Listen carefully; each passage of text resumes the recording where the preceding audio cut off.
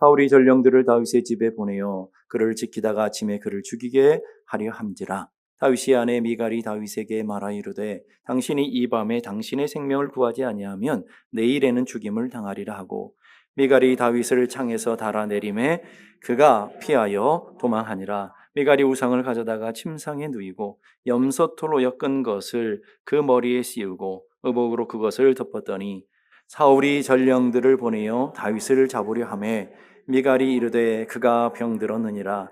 사울이 또 전령들을 보내어 다윗을 보라 하며 이르되 그를 침상채 내게로 들고 오라. 내가 그를 죽이리라. 전령들이 들어가 본즉 침상에는 우상이 있고 염소털로 엮은 것이 그 머리에 있었더라. 다 같이 사울이 미갈에게 이르되 너는 어찌하여 이처럼 나를 속여 내 대적을 놓아 피하게 하였느냐. 미갈이 사울에게 대답하되 그가 내게 이르기를 나를 놓아 가게 하라. 어찌하여 나로 너를 죽이게 하겠느냐 하더이다 하니라. 아멘. 유명한 역사가인 토인비라는 분이 계십니다. 평생 역사만을 연구했어요. 역사만을 연구해 방대한 책을 쓰고 방대한 자료들을 남겼습니다. 그분의 노년에 이런 글을 남겼어요. 자신이 평생의 역사를 연구해 보니까 몇 가지 중요한 게 있더라는 거예요. 첫째는 아무리 노력하고 수고하고 애써도 사람의 뜻대로 잘 되지 않더라. 이게 첫 번째 교훈이라는 거예요. 사람이 애쓰고 힘쓴다고 되어지는 것이 아니고 내가 열심히 산다고 인생이 펴지는 것이 아니더라. 두 번째는 뭐냐? 하나님이 제 마음대로 하시더라. 하나님의 뜻대로 이루어지더라. 세 번째, 현실이라는 것은 하나님의 뜻 안에 있는 것인 거로 의미 없는 사건은 단 하나도 없더라. 이거는 신학자가 한 얘기가 아니라 역사학자가 얘기한 얘기예요. 인류의 역사들을 수많은 수천 년의 역사들을 연구해 본 결과 이 땅에서 일어나는 것들은 다 하나님의 뜻대로 이루어지는데 중요한 것은 의미 없는 사건, 의미 없는 일은 단 하나도 없더라. 역사만 그럴까요? 여러분의 인생도 마찬가지예요. 지금 우리는 다윗의 역사들을 이스라엘 역사를 통해 다윗의 인생을 추적해 가고 있어요. 다윗의 인생에 일어나는 수많은 고난, 아픔, 눈물 골짜기 지나가는 같은 수많은 일들도 하나님의 뜻 가운데 있는 것이고 그 하나하나 우연한 일이 없는 것이며 또 그 하나 버릴 것이 없더라 하는 것을 보게 됩니다. 오늘 사무엘상 19장에는 다윗이 4번씩이나 죽음의 고비를 넘기는 그런 과정들이 기록되고 있어요. 앞으로 다윗은 끊임없는 죽음의 고비를 통과해야 되는 것인데 오늘 19장에만 4번이나 반복되고 있는 것을 보게 됩니다. 지난주에 살펴봤던 첫 번째 위기는 요나단의 지혜로운 호소력으로 인해서 그냥 잘 넘어갔어요. 그리고 두 번째, 오늘 본문에 읽진 않았지만 두 번째, 사울이 단창을 던져서 다윗을 죽이려고 했는데 하나님의 기적 같은 은혜로 보호를 받게 되었어요. 여러분 보세요. 사람이 죽이려고 해도 하나님 보호하시면 하나님이 보호하시는 사람들은 안전하게 되어지는 거예요. 오늘 세 번째, 오늘 우리가 읽은 본문은요. 다윗이 군사들을 보내서 다윗을 잡아 죽이려고 하는데 사울이 군사들을 보내서 다윗을 잡아 죽이려고 하는데 사울의 딸 미갈이 창문으로 다윗을 피신시키는 과정이 기록되고 있습니다. 근데 참 이상한 것은 왜 다윗에게 이런 고난이 있느냐라는 거예요. 다윗이 잘못한 것도 없고 다윗이 왕 앞에 특별하게 고통스럽게 하는 일도 없는데 왜 다윗에겐 이런 일들이 일어나게 되느냐 하는 것이 우리 삶에 갖고 있는 질문 아니겠어요? 특별히 요나단이 사울 왕에게 이런 얘기를 해요. 그는 왕께 득지하지 아니하였습니다. 그가 왕께 행한 일은 심히 선합니다. 왕에게 선한데 죄도 짓지 않았는데, 그리고 5절에 가니까 그가 자기 생명을 아끼지 아니하고 블레셋 사람 골리앗을 죽였고 여호와께서는 온 이스라엘을 위하여 큰 구원을 다윗을 통해 이루셨고 왕이 이를 보고 기뻐하시며 또 어찌 까닭 없이 다윗을 죽여, 까닭 없이 이유도 없는데 다윗을 죽이려고 하십니까? 그 다음 보세요. 무죄한 피를 흘리지 마십시오. 다윗은 무죄합니다. 아니 요나단 아들이 아버지에게 다윗을 죽이려고 하는 아버지 사울에게 계속해서 이 얘기를 하고 있다고요. 다윗은 무죄합니다. 억울합니다. 변호하고 있다고요. 거기다가 그런 위기 속에서 8절에 보니까 다윗을 또 군대에 보내요. 군대에 가서 전쟁에 보내요. 전쟁이 다시 있으므로 다윗이 나가서 블레셋 사람들과 싸워 그들을 크게 쳐 죽이고 전쟁 영웅이에요. 나라를 또 구했어요. 그들 앞에 이제 블레셋 사람들이 다 도망해요. 그 위기, 나라의 위기는 곧 사울의 위기 아닙니까? 그 위기에서 다윗이 건져줬어요. 또 살려줬어요. 그러면 원수가 아니고 의인이잖아요. 그런데 왜 다윗을 그렇게 죽이지 못해서 안달복달거리며 그렇게 가고 있느냐? 다윗은 충성했는데 보상 대신에 큰 핍박을 받고 있습니다. 우리 인생에도 이런 예상치 못한 어려움과 고난이 닥칠 때가 있다라는 거예요. 우리 잘못하지 않았는데도 우리 인생 가운데 이런 어려움과 고난이 닥칠 수 있다. 우리 열심히 사는데 믿음을 가지고 살아가는데 하나님의 말씀에 순종했을 뿐인데 이해할 수 없는 공격을 당하고 이해할 수 없는 어려움을 당할 수도 있는 거예요. 여러분. 그럴 때 우리는 믿음의 사람들에게 갖고 있는 큰 세 가지 질문이 나오죠.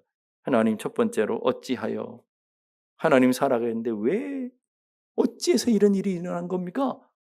이런 질문을 하겠죠. 두 번째 질문은 뭐예요? 왜 납니까?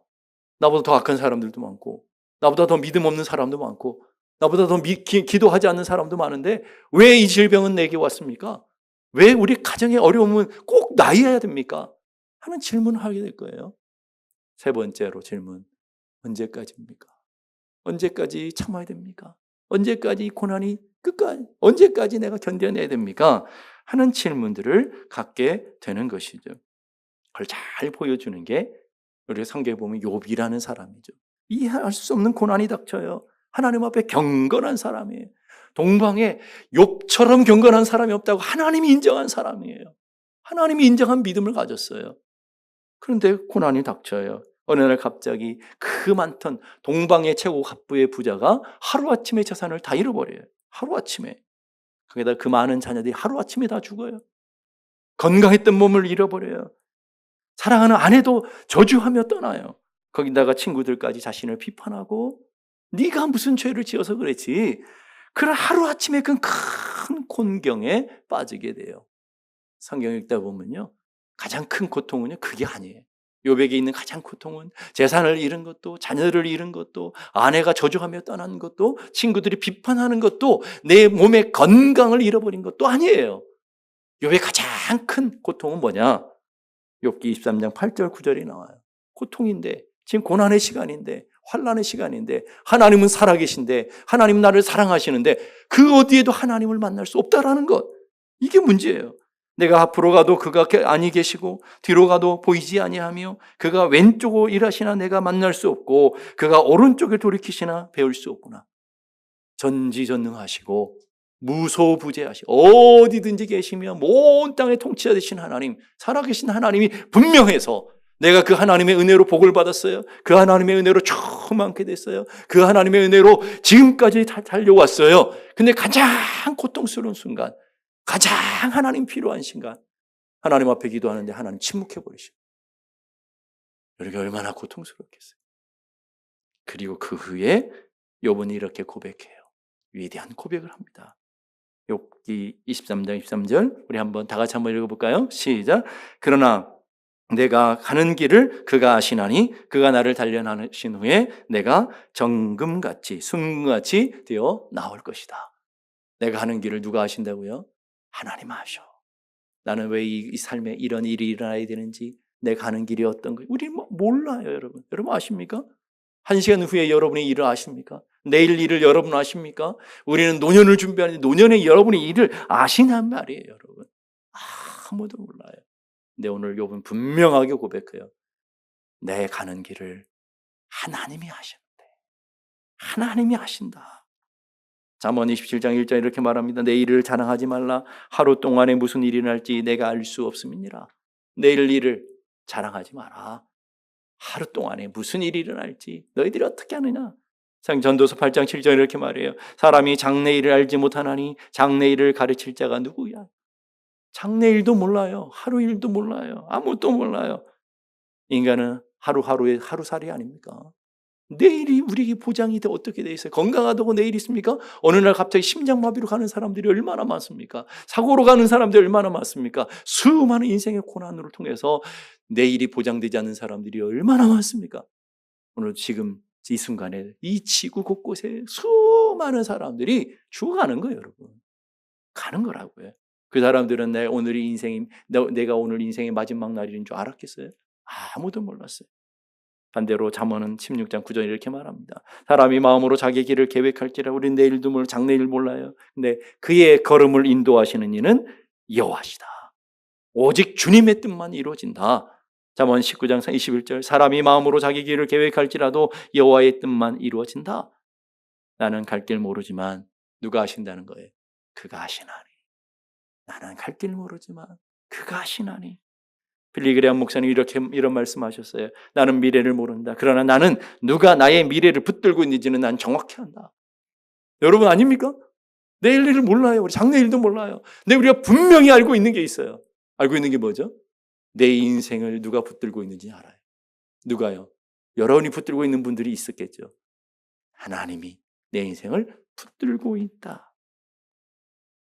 여러분의 인생을 그러면 누가 운전해야 될까요?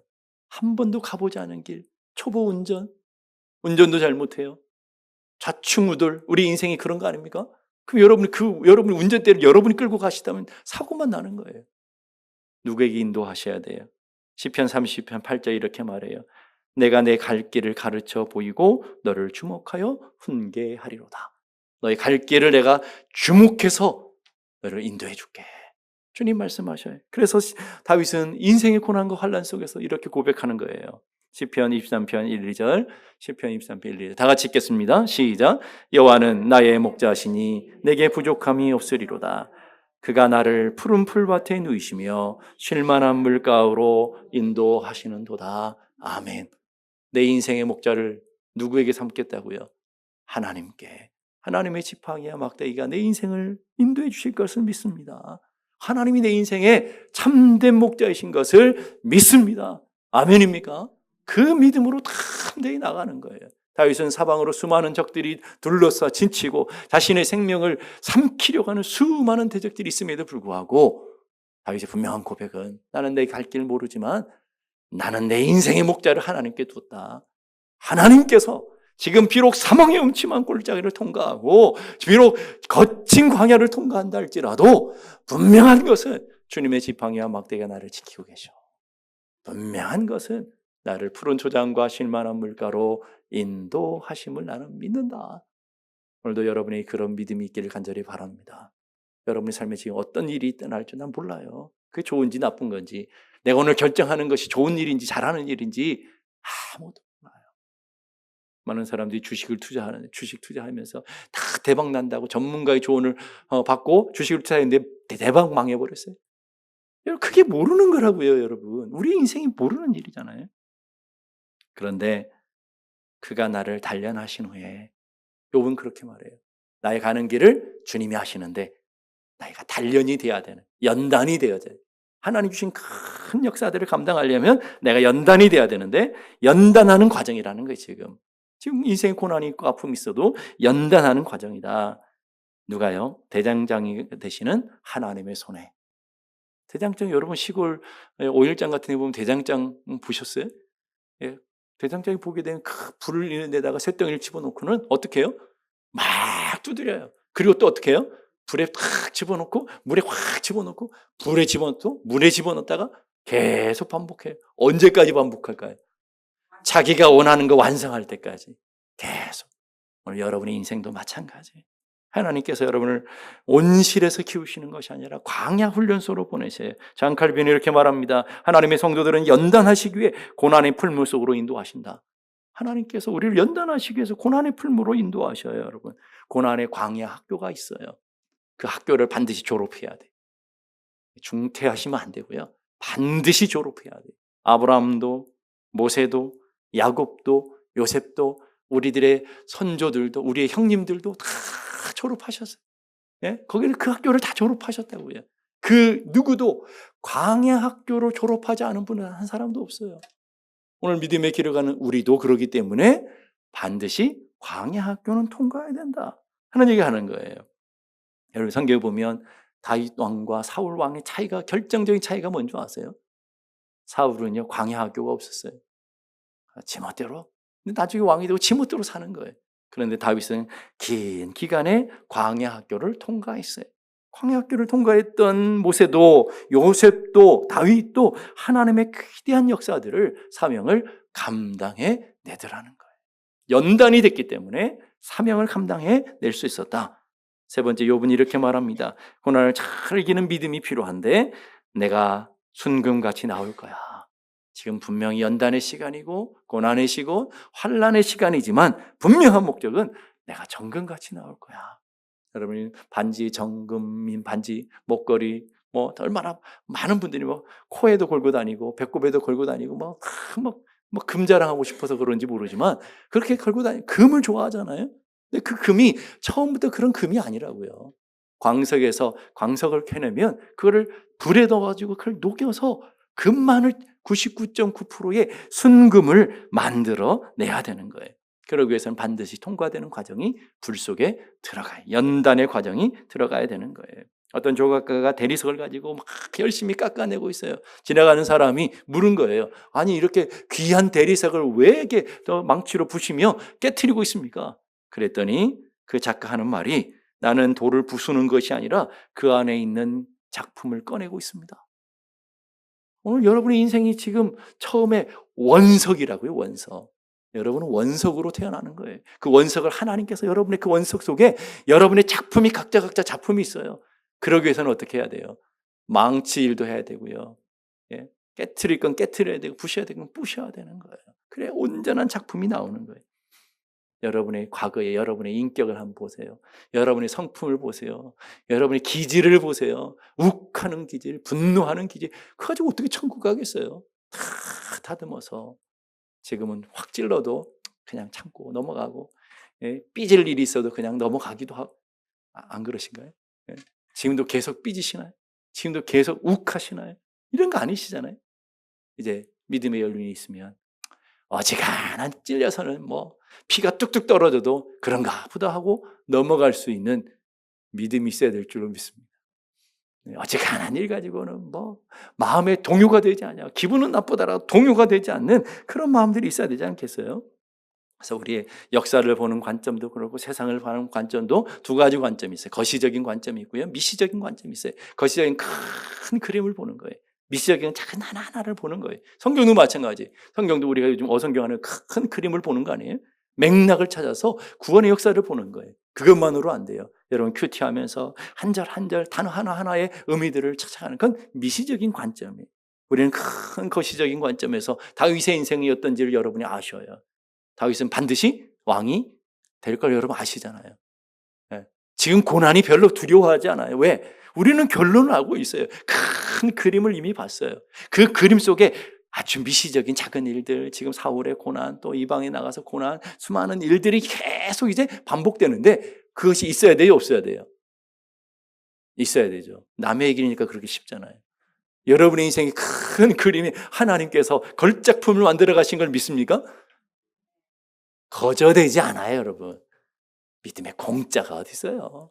거저되지 않아요. 사람 되어지는 게 어떻게 사람 되어지는 게 거저돼요, 여러분. 다 깎여지고 다듬어지고 그러잖아요. 연단의 과정, 지금 훈련의 과정이 반드시 있어야 되는 거예요.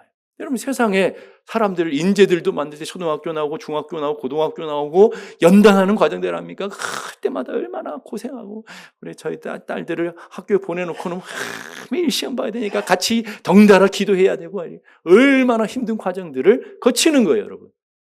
그만큼의 수고와 했음이 필요한 거라고요. 오늘 여러분이 세상도 그런데 하물며 하나님 나라를 만들어가는 일꾼들 하나 만들 때에 거저되겠냐 이 말이에요. 그래서 벤자민 위필드라는 분이 이렇게 말해요. 하나님께서 사랑하는 자들에게 일하는 모든 일은 좋은 것일 수밖에 없다. 여러분을 미워해서 고난의 과정을 허락하는 게 아니라고요. 여러분 미워서 여러분 자녀들을 학교 보내시지 않죠? 사랑하기 때문에 학교를 보내요. 학교를 보내면 반드시 뭘 봐야 돼요? 테스트를 봐야 돼요. 테스트를 봐야 성장하니까. 하나님께서 여러분 광야 학교로 보내셔서 시험과 연단을 반드시 하게 하시는 그런 모습이에요. 그래서 우리가 예배 시간마다 하는 게 있죠. 나보다 나를 더 잘 아시는 주님, 나보다 나를 더 사랑하시는 주님. 한번 해볼까요? 나보다 나를 더 잘 아시는 주님, 한 번 더 나보다 나를 더 사랑하시는 주님. 아멘입니까? 그러니까 오늘 여러분의 삶의 자리에도 다 이러한 일들이 여러분보다 하나님이 여러분을 더 사랑하시는데 미워서 고난을 허락하시겠느냐라는 거예요. 성경이 이렇게 말해 아들까지 주신 네가 이 모든 것을 너희에게 선물로 주시지 않겠느냐.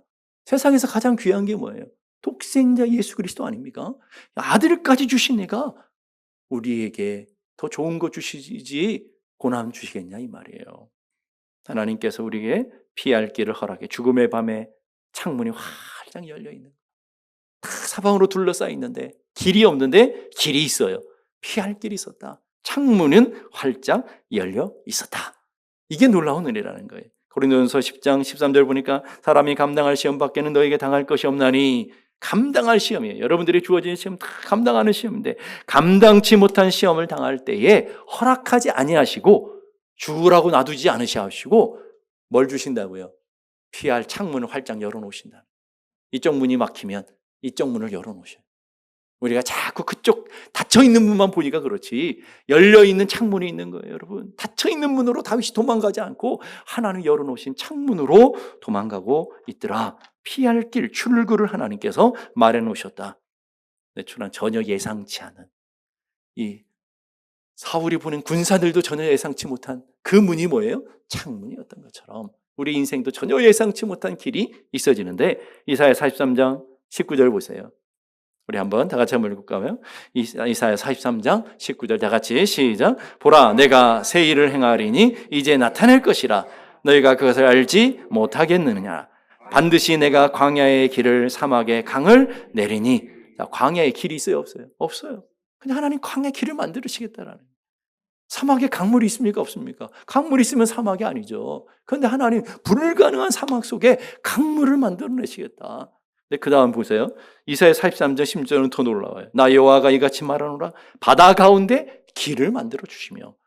바다 가운데 바다에 길이 있어요 없어요? 없어요. 근데 바다 가운데 길을 만드는 놀라운 사건이 있었죠. 홍해의 사건. 바다 가운데 길을 만들어 주시며 그 다음에 큰 물 가운데 바다 같은 큰 물 가운데 뭘 만들어 주신다고요? 그게 지름길이라는 거예요. 그게 살 길이라는 거예요. 하나님 그 길을 만들어 주시겠다. 다윗에게는 창문이 열려진 것처럼 이스라엘 백성들 모세에게는 홍해의 바닷길을 예비해 주셨고요. 굶주려 있는 엘리야 선지자에게는 뭘 예비하셨어요? 까마귀를 예비해요. 여러분 까마귀 여러분 고기 여러분 집에 스테이크 갖다 놓으시나요? 불가능한 일이잖아요, 여러분. 여러분의 집에 까마귀가 빵을 날라다 주시나요? 불가능한 일이에요. 지먹기도 바쁜 까마귀들이 엘리야를 위해서 좋은 고기들을 날라다 주고 좋은 먹을 빵을 날라다 주는 놀라운 역사가 일어나게 되는 거예요. 물에 바다 한가운데 던져진 요나를 위해서 하나님이 예비하신 게 뭐예요? 도무지 불가능한 큰 물고기를 예비하시고 그 물고기를 통해서 누구를 구원해요? 요나를 구원하신. 물고기가 요나를 먹으면 삼켜서 소화시켜버려야죠. 그거를 고스란히 갖다가 뱉어가지고 살게 구원의 길로 만들어주냐 이 말이에요. 이 불가능한 일들을 통해서 하나님이 만들어시는 놀라운 역사. 가장 놀라운 게 뭔지 아세요? 예수님의 십자가예요. 십자가는 저주와 심판을 상징하는 거 아닙니까? 하나님 이제 보니까 신명기 21장 23절 보니까 나무에 달린 자는 하나님의 저주를 받은 자라. 로마 때도요. 로마 시민은 십자가에 처형을 하지 않았어요. 워낙 잔인한 고문이기 때문에 이건 심판과 저주를 상징하는 단어예요. 공개적인 증거예요. 십자가는 말이에요. 그런데 우리를 뭘로 살려내요? 십자가의 창문을 통해 살려내신다. 이게 바로 주님의 놀라운 역사 일하심의 모습이라는 거예요. 갈라디아서 3장 13절 이렇게 말합니다. 그리스도께서 우리를 위하여 저주를 받은 바 되사 율법의 저주에서 나무가 율법의 저주잖아요. 저주에서 우리를 속량하셨으니 기록된 바 나무에 달린 자마다 저주 아래에 있는 자라 하였습니다. 사도 바울이 이걸 그대로 인용하는 거예요. 고린도서 1장 18절. 그러기에 십자가는 하나님 모르는 사람들에게는 멸망하는 사람들에게는 뭐예요?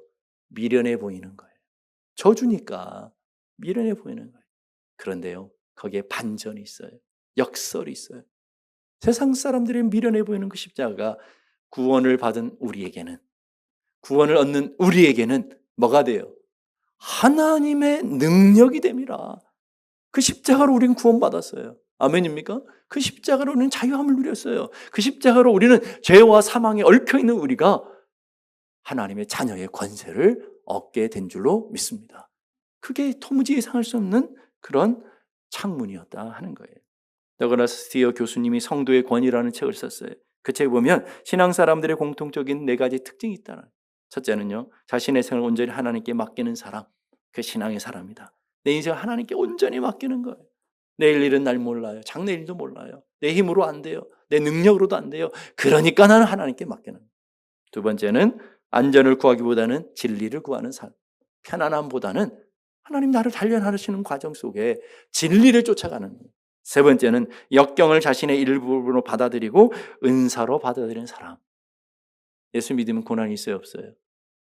없다고 그러면 이단이에요. 있어요. 예수 믿어도 있어요. 기도하면 고난이 있을까요, 없을까요? 있어요.